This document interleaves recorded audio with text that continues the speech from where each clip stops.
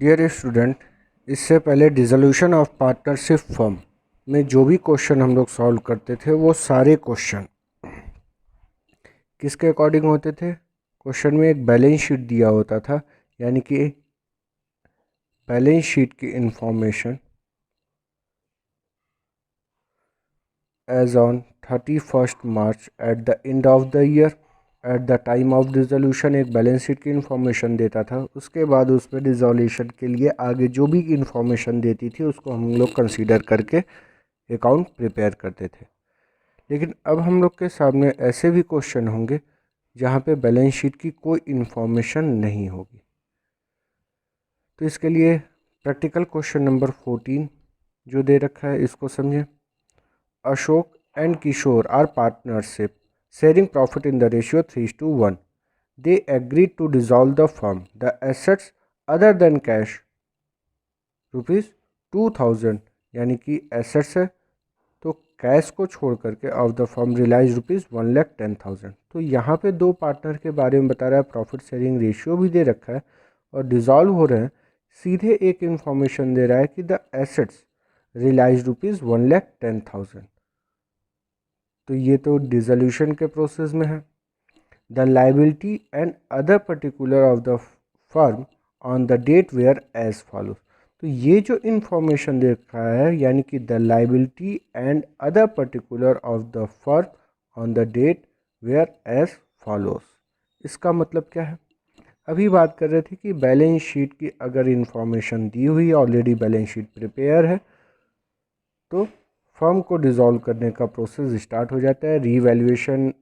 Realisation account prepare करते हैं, all assets and liabilities को ट्रांसफ़र कर देते हैं। लेकिन अगर हमारे सामने इस तरह के क्वेश्चन आ रहे हैं जहाँ पे बैलेंस शीट नहीं दिया हुआ है और फर्म को डिज़ोल्व करने की बात कर रहा है, तो जो इन्फॉर्मेशन अवेलेबल है उसके अकॉर्डिंग हम on the date of dissolution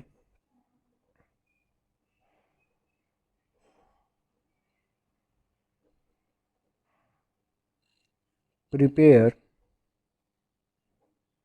balance sheet. तो क्या प्रिपेयर करेंगे? बैलेंस शीट प्रिपेयर करें। वो कैसे होगा? तो जो भी इंफॉर्मेशन हमारे पास दी हुई है उस इंफॉर्मेशन को केयरफुली रीड करेंगे और ये समझने की कोशिश करेंगे कि जो भी इंफॉर्मेशन है वो बिफोर डिसोल्यूशन है या आफ्टर डिसोल्यूशन है।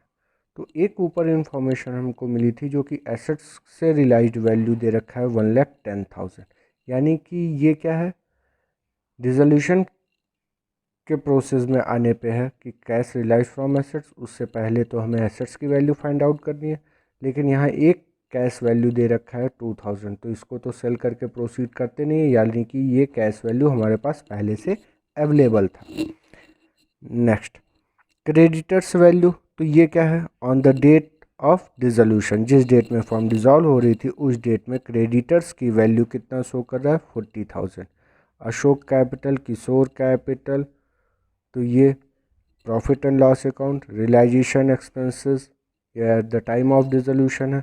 तो इसके पहले जो भी इंफॉर्मेशन है वो क्लियर लैंग्वेज है, the liability and other particular of the firm on that date were as follows. Creditors were settled in full settlement ₹38,000। तो ये क्रेडिटर्स का पेमेंट किया गया पूरा 38,000। तो now practical question number 14, prepare balance sheet on the date of dissolution,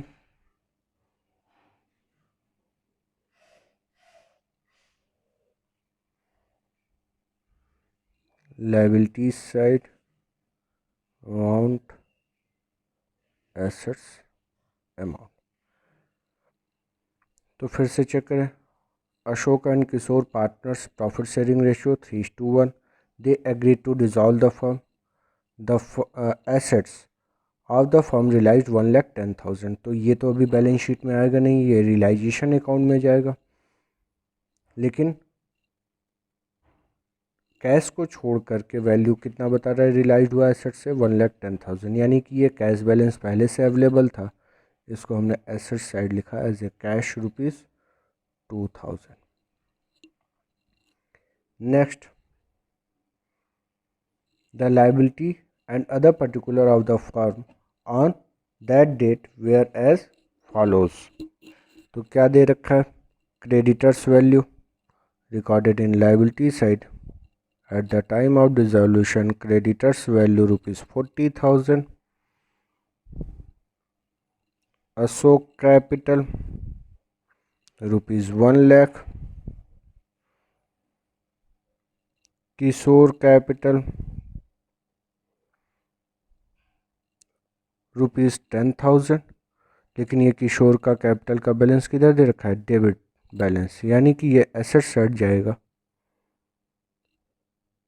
Kishore capital amount 10,000, profit and loss account ₹8,000 debit balance, और profit and loss account ₹8,000 debit balance asset side.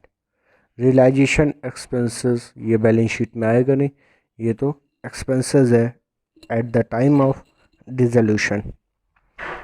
Now creditors were paid in full settlement, तो ये भी payment हुआ creditors का। अभी हम क्या prepare कर रहे हैं, बैलेंस शीट। तो अब जो भी इंफॉर्मेशन है इसके अकॉर्डिंग हम ने वैल्यू रखा। अब इस बैलेंस शीट प्रिपेयर करेंगे, कंप्लीट करेंगे, तो देख रहे हैं लाइबिलिटी साइड एक्सेस बता रहा है। लाइबिलिटी साइड का टोटल 1,40,000, 1,40,000, 1,40,000 में से अब वैल्यू माइनस की जाएगी। Asset side total value 1 lakh, asset side total value 1,40,000 minus 2,000 minus 10,000 minus 8,000, तो वैल्यू आ रहा है 1,20,000। ये 1,20,000 एज ए बैलेंसिंग फिगर है, और इसको क्या कहा जाएगा, sundry assets, balancing figure. Complete. तो जब बैलेंस शीट की इंफॉर्मेशन हमने कंप्लीट कर ली, तो अब प्रिपेयर करेंगे realisation account. All assets and liabilities are transferred to realization account. Cash not transferred to realization account. Kishore capital and PL not transfer. Sundry assets to sundry assets debit side 1,20,000 by creditors value ₹40,000. All assets and liabilities are transferred to realization. अब इनका payment करें। Creditors value 40,000 है, इनका payment करेंगे। Debit side record होगा to cash. Creditors value कितना payment कर रहे हैं, तो क्वेश्चन में दे रखा है full settlement only ₹38,000। Realisation expenses were ₹1,000। No realisation expenses amount ₹1,000, total 39,000। Asset से अमाउंट रियलाइज हुआ है कितना, 1,10,000 by cash. Assets realised value ₹1,10,000। तो जो भी इंफॉर्मेशन थी इससे कंप्लीट हुआ। अब इस पे फाइंड आउट करें प्रॉफिट हुआ या loss.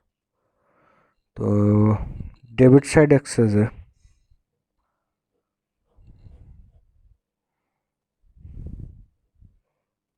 $1,59,000,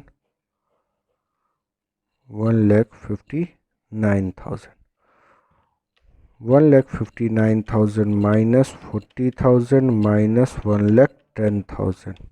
Loss rupees 9,000. Distributed among partners. 2 partners capital. Ashok and Kishore. 9,000. Profit sharing ratio 3:1.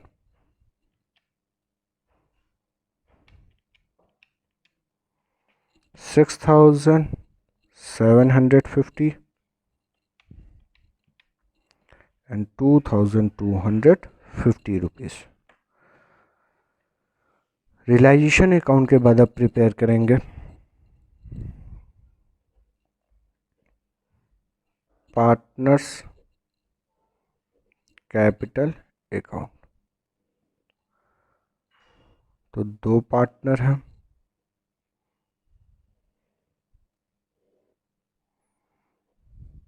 Ashok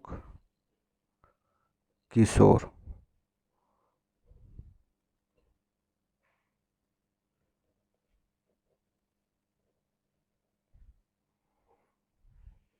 particulars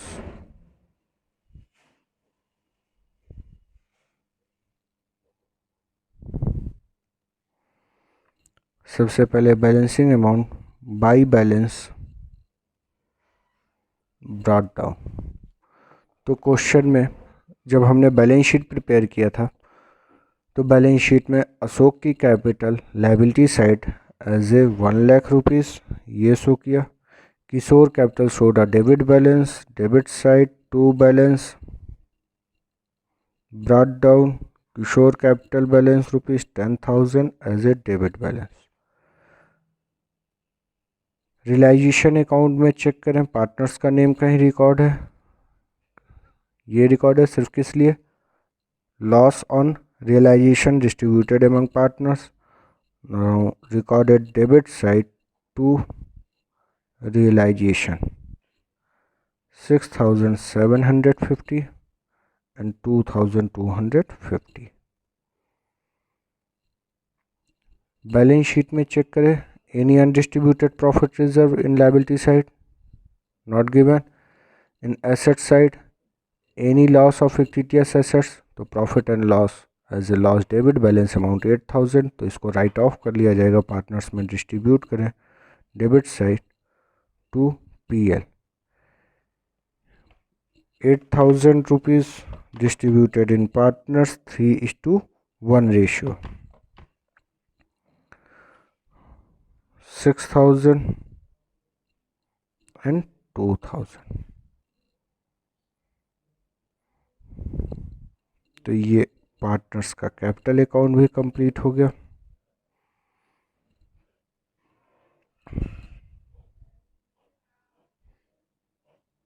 अब अकाउंट को क्लोज करें। तो किशोर का डेबिट साइड एक्सेस बता रहा है, तो डेबिट साइड वैल्यू कैलकुलेट करें 10,000 plus 2,250 plus 2,000, total value 14,250। 14,250 by cash, ये बिजनेस को और कैश प्रोवाइड करेंगे। Next Ashok capital showed credit balance excess, credit side 1 lakh 1 lakh 1 lakh minus 6,750 minus 6,000 87,250 payment to Ashok cash. अब लास्ट अकाउंट प्रिपेयर करेंगे as a cash account.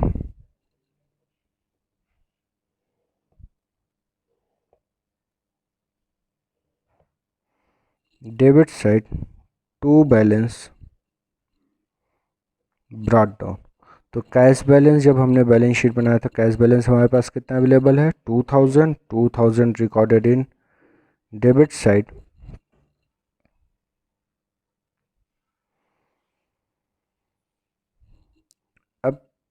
Check करें, payment किया गया है लाइबिलिटीज़ का payment side by realisation as a creditors value and expenses. Creditors value 38,000, expenses rupees 1,000, total paid 39,000. Cash realized from assets 1,10,000, debit side to realization, assets value amount rupees 1,10,000. In a partner's capital, Ashok paid rupees 87,000 by Ashok Capital. In full settlement payment rupees 87,250. किशोर की capital में क्या था, debit side access था, यानी कि ये firm को और पे किए हैं, तो 14,250 recorded in debit side to Kishore capital 14,250। तो इस तरह से ट्रांजेक्शन ये कंप्लीट हुआ है। अब इसका टोटल करके चेक करें, दोनों तरफ क्या होना चाहिए, इक्वल। तो value 2,000, 1,10,000, 14,250, 1,26,250, 39,000 plus 87,250, 1,26,250। Question number 14 complete. तो हमें क्या ध्यान रखना होगा कि अगर क्वेश्चन में बैलेंस शीट नहीं दिया हुआ है तो सबसे पहले हमने जो भी हमारे पास क्वेश्चन में इंफॉर्मेशन थी उससे हम क्या करेंगे, बैलेंस शीट प्रिपेयर करेंगे at the date of dissolution.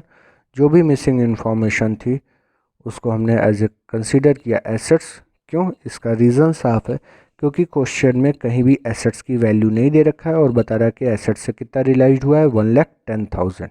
इसका मतलब है कि ये बैलेंसिंग अमाउंट जो है वो एज ए सेंडिंग एसेट्स है, उसको हमने कंसीडर किया 1,20,000। फिर उसके बाद वही प्रोसेस स्टार्ट हुआ कि all assets and liabilities are transfer to realisation account and partners capital and last prepare cash account. Dear student, एक और प्रैक्टिकल क्वेश्चन नंबर ले रहे हैं, question number 15।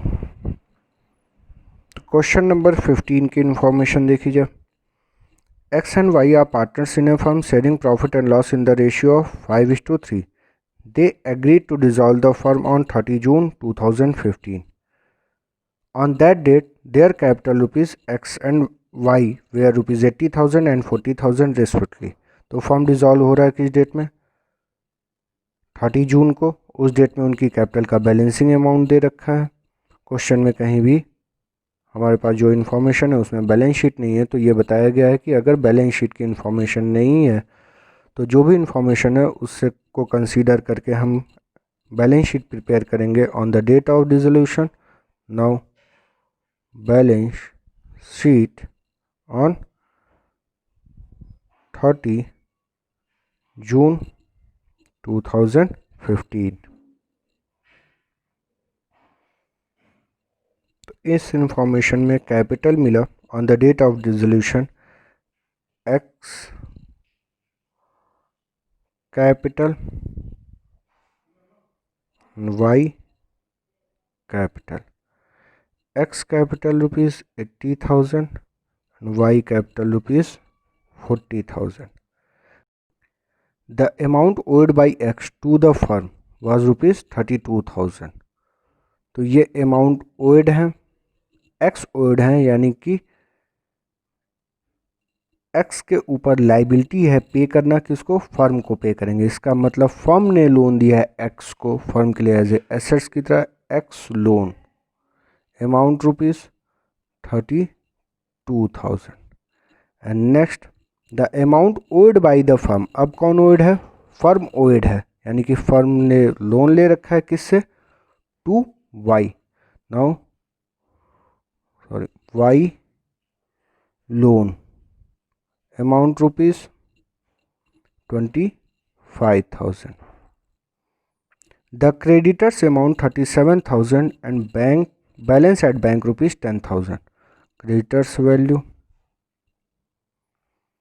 37,000 and bank balance, that means bank account balance amount rupees 10,000. The assets other than the amount owed by X to the firm realized rupees 46,000.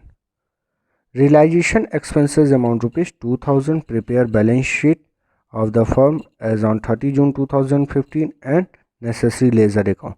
तो ये जिस date में form dissolve हो रहा है उस डेट में हम बैलेंस शीट प्रिपेयर कर रहे हैं. यहाँ से जो इन्फॉर्मेशन दिया था वो एसेट्स रियलाइज्ड के बारे में दे रखा था, एक्सपेंसेस पे. तो अभी तो हम बैलेंस शीट प्रिपेयर कर रहे हैं on the date of dissolution. Now जो भी इंफॉर्मेशन थी उसको कंसीडर करके अब बैलेंस शीट को कंप्लीट करें. तो बैलेंस शीट में लायबिलिटी साइड एक्सेस है 80,000 plus 40,000, 25,000 and 37,000. Total value 1,82,000. 1,82,000 minus 32,000 minus 10,000. Value 1,40,000 as a sundry assets.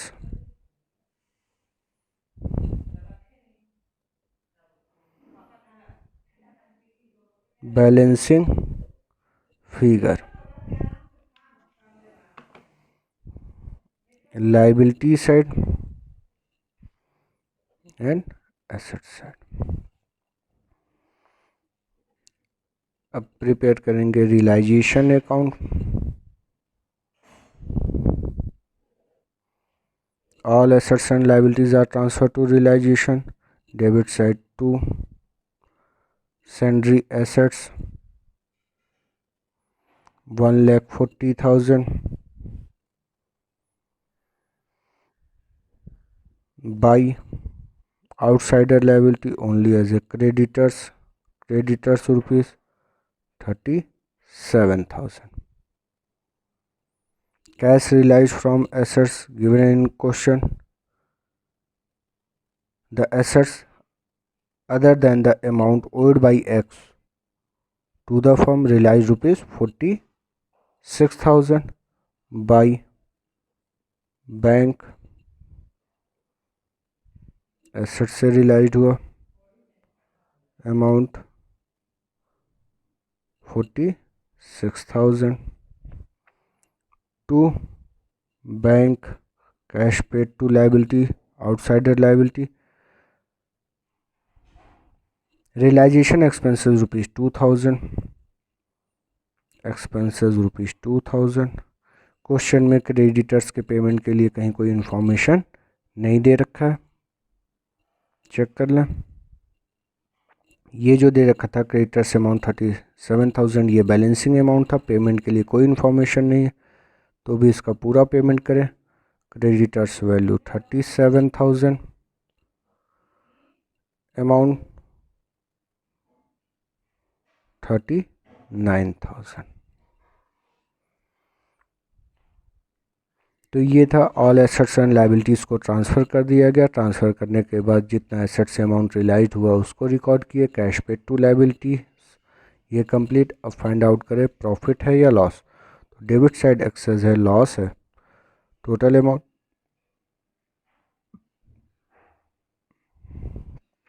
1,79,000 minus करें. 1,79,000 माइनस 37,000 माइनस 46,000, 96,000. ये जो बैलेंसिंग अमाउंट है एज ए लॉस ट्रीट करें. Distributed among partners in profit sharing ratio 5:3. 96,000 5:3. तो by partners capital X and Y. X share 60,000, and Y share 36,000। तो realisation complete. अब realisation के बाद क्या प्रिपेयर करेंगे? Partners loan.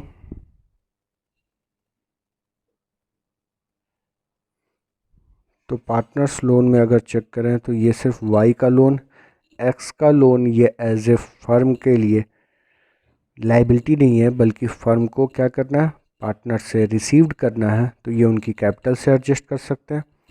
Y loan account, by balance brought down amount rupees 25,000, payment by bank to bank 25,000, account complete. Next, partners capital account.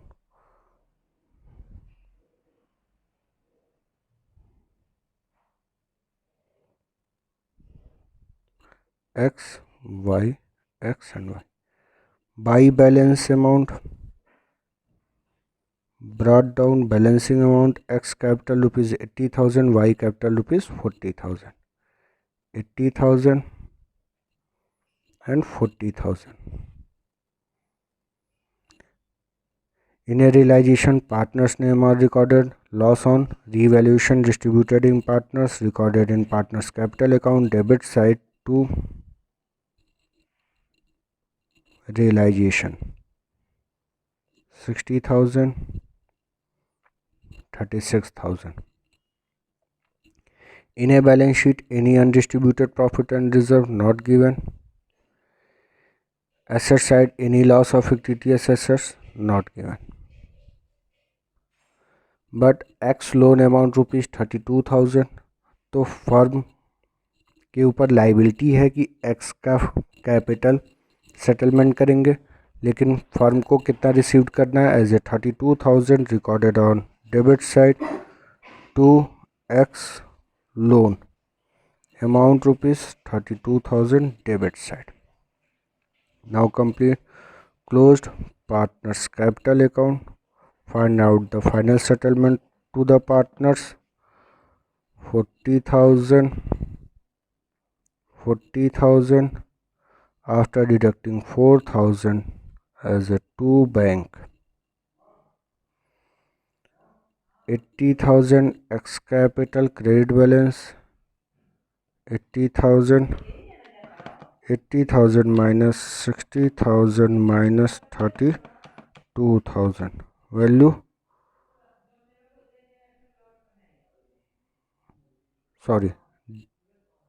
credit side excess, credit side total value 90,000, 90,000 after deducting 12,000 as a buy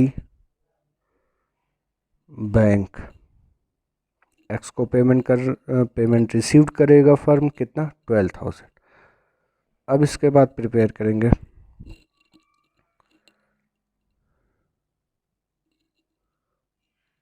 bank account.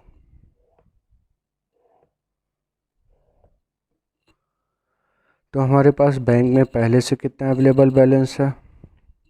Bank balance available rupees 10,000 in a balance sheet, now recorded in bank account debit side to balance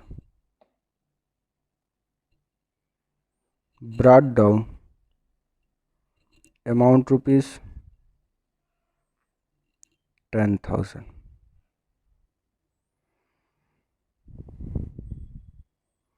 Cash realized from assets debit side to realization 1,40,000. Cash paid to liability by realization paid amount 39,000. Y के loan का payment किया गया by Y loan payment side 5,000,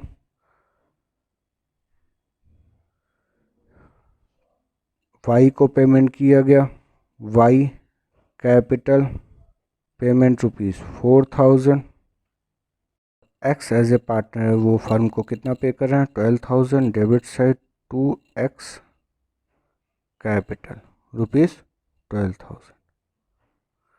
Dear student, cash realized from assets 46,000.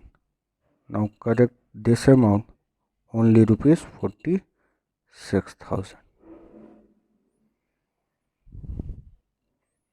Now both sides are equal. Check. Debit side amount ₹10,000 plus 46,000 plus 12,000, 68,000. 39,000 plus 25,000 plus 4,000, 68,000. Both sides are equal. Now question number 15 complete.